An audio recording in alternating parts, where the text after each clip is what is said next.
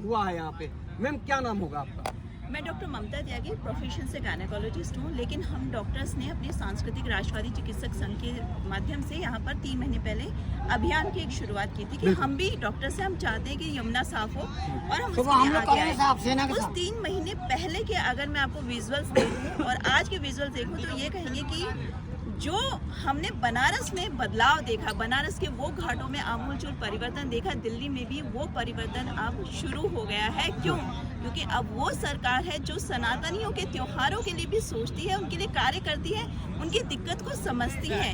ये सिर्फ फौरी तौर पे काम नहीं करती है। मैम पहले और अब में क्या परिवर्तन आपको देखने को मिला? देखिए, आप इस घाट की अगर मैं आपको 3 महीने पहले की विजुअल्स दिखा दूं तो हालत ये थी कि आप किनारे से जा भी नहीं सकते थे। क्यों?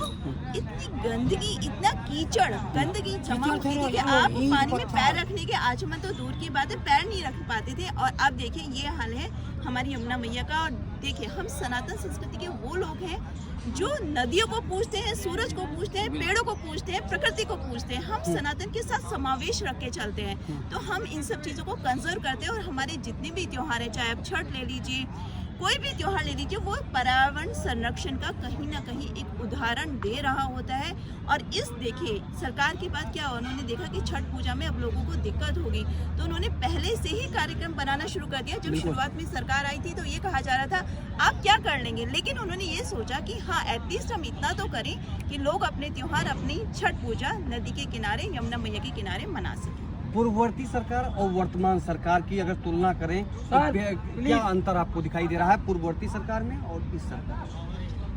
इस सरकार में आप देखें जितनी भी हमारी रामलीला थी या दिल्ली में आतिशबाजी हुई या अब छठ पूजा की तैयारी, आप सारे उदाहरण देख लीजिए। सनातन संस्कृति के लोगों की भावनाओं को सोचा जा रहा है, उनके लिए कार्य किया जा रहा है और हम इससे बहुत खुश हैं।